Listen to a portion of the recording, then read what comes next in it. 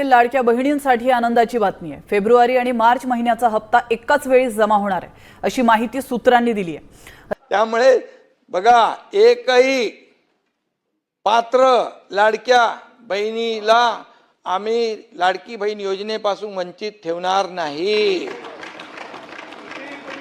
तुम्ही किती बोललात तरी जो मारतो जनतेच्या तिजोरीवर डल्ला, जो मारतो जनतेच्या तिजोरीवर डल्ला, जनताच करते उद्ध्वस्त त्यांचा किल्ला। लाडकी बहीण योजना सुरू झाली ती आपल्याला माहित आहे। अरे त्याच्यात काही बाप्या बाई लाडक्या बहिणीची जागा बाप्याची नाव होती आता। आणि तुम्हाला सांगतो तुम्ही तर तेव्हा आता तर म्हणाले 3000 द्या। अरे आम्ही जेव्हा 1500 रुपये दिले बंटी भाऊ, तेव्हा कोर्टात गेले बंद पाडायला, ही योजना बंद पाडली पाहिजे म्हणून। आणि आता कोर्टात गेला होता त्याच्या विरोधामध्ये, जो गेला त्याचं नाव काय, वडपल्ले, अनिल वलपडेवाड वडपल्ले, त्याच्या मागून ते होते। आणि म्हणून तेव्हा मी सांगतो की आम्ही ती योजना सुरू केली, मंजूर केली, पैसे ते खात्यात पाडले, काही पैसे खात्यात दिले। तो विरोधी पक्षाने तेव्हा आचारसंहितेत कसे पैसे बंद होतील तोही प्रयत्न केला, पण आम्ही आचारसंहितेच्या अगोदर 2 महिन्याचे पैसे दिले खात्यामध्ये। आम्हाला माहित होतं सगळं। म्हणाले कधी देणार 2100 रुपये, मी सांगतो या ठिकाणी तेही देणार, योग्य वेळी आम्ही तेही देणार। एकही शब्द आम्ही खोटा ठरणार नाही, आम्ही प्रिंटिंग मिस्टेक वाले नाही, निवडणूक चुनावी जुमलावाले नाही। आणि त्यामुळे योग्य वेळी शेतकऱ्यांची कर्जमाफी पण होणार, त्यासाठी कमिटी नेमलेली आहे, परदेशी कमिटी आहे, 30 जूनला त्याचा अहवाल देणार आहेत। आणि त्याच्यानंतर तुम्हाला सांगतो शेतकऱ्यांना देखील आम्ही वाऱ्यावर सोडणार नाही। शशिकांतजी, या आता झालेल्या सप्टेंबर ऑक्टोबर मध्ये अतिवृष्टी झाली, त्यामध्ये देखील खूप मोठं प्रचंड नुकसान झालं। आम्ही म्हणालो होतो शेतकऱ्यांची दिवाळी काळी होऊ देणार नाही, दिवाळीच्या अगोदर त्यांच्या खात्यामध्ये पैसे गेले। 32,000 कोटीचं पॅकेज त्यावेळेस आम्ही घोषित केलं आणि त्याच्या पैशाचं वाटप केलं आणि ते सुरू आहे। ही वस्तुस्थिती आहे। तरी सांगणार शेतकऱ्यांना वाऱ्यावर सोडलं, शेतकऱ्यांना आम्ही कधी वाऱ्यावर सोडणार नाही। या राज्याच्या तिजोरीवर पहिला अधिकार कोणाचा असेल तो आमच्या बळीराजाचा आहे, शेतकऱ्याचा आहे। कोणीतरी म्हणाला मगाशी ते कर्जमाफीचा विषय काढला, मी आपल्याला सांगतो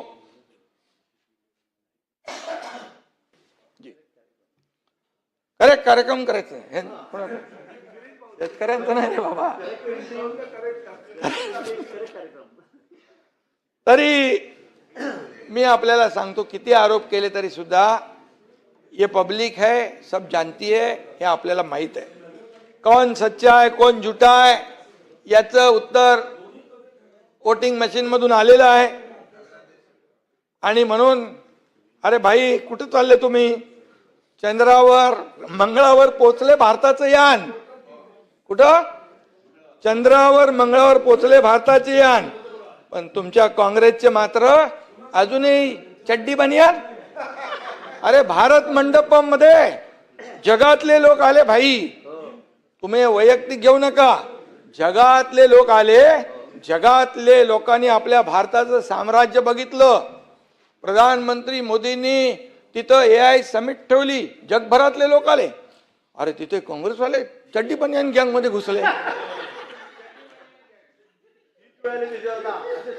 अरे आपली तर आबरू वेशीवर टांगलीच आहे, परंतु आपल्या देशाचा अपमान करण्याचा प्रयत्न तिथं केला। हे देशप्रेम आहे, ही देशभक्ती आहे, हा देशद्रोह आहे खऱ्या अर्थाने।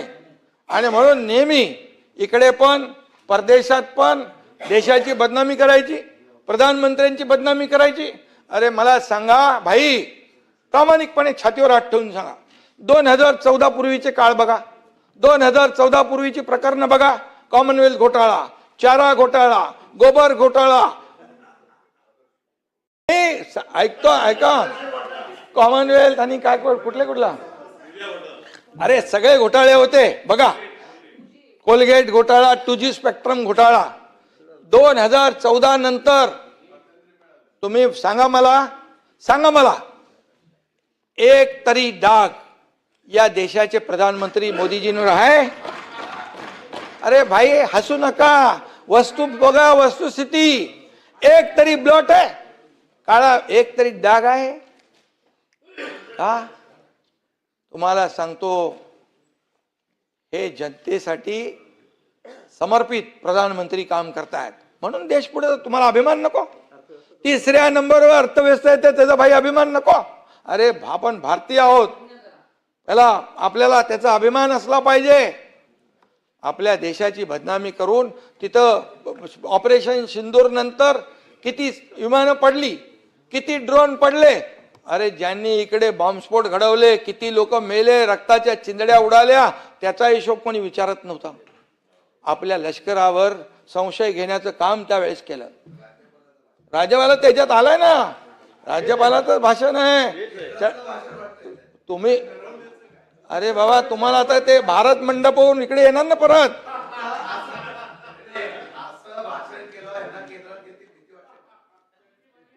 तुम्हाला इथं पाहिजे का तिकडे पाहिजे? तुम्हाला कुठं पाहिजे? तुम्हाला मी कुठं पाहिजे? इथंच आहे. कॉमन मॅन कोणी शब्द केला? सीएम म्हणजे चीफ मिनिस्टर म्हणायचे. मी म्हणालो सीएम म्हणजे चीफ मिनिस्टर नाही, कॉमन मॅन. सीएम म्हणजे कॉमन मॅन. केंद्र बिंदू आमचा कॉमन मॅन आहे आणि म्हणून चिंता करू नका, मी मजबूत आहे. आणि म्हणून माझा महाराष्ट्राच्या इतिहासात आजवर जे झालं नाही औद्योगिक विकासाचं विकेंद्रीकरण, ते झालंय.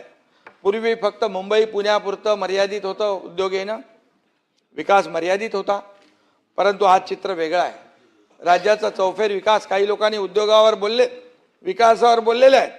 ही त्याची आकडेवारी आहे. राज्यात 30 लाख कोटीची गुंतवणूक होते आहे, त्यापैकी 22% कोकणात आहे.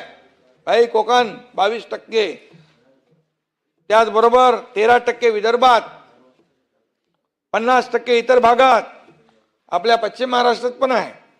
काही आकडेवारी मी देऊ इच्छितो. 2024-25 या वर्षात महाराष्ट्राला 1,64,875 कोटी रुपयांची थेट परकीय गुंतवणूक मिळाली 24-25 मध्ये.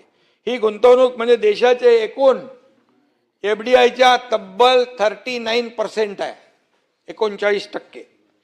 चालू आर्थिक वर्षाच्या म्हणजे 2025-26च्या पहिल्या 6 महिन्यातच महाराष्ट्रात 91,337 कोटी रुपयाची गुंतवणूक झाली आहे. याच कालावधीत देशातले एकूण परकीय गुंतवणुकीपैकी 30% गुंतवणूक एकट्या महाराष्ट्रात आली आहे. सभापती महोदय, हे आकडे व्हेरीफाय करून घ्या.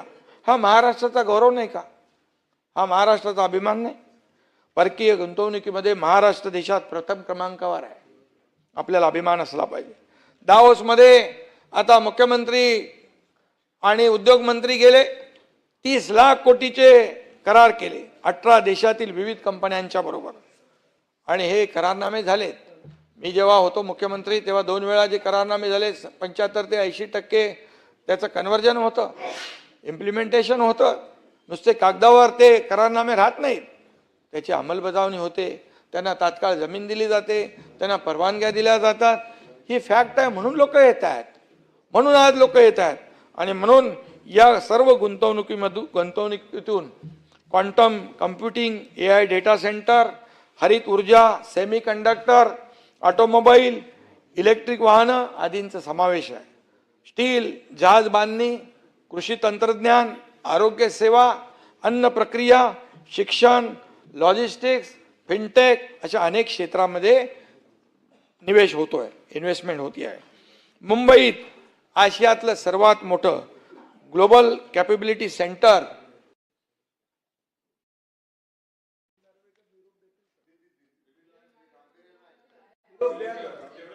आणि सभापती महोदय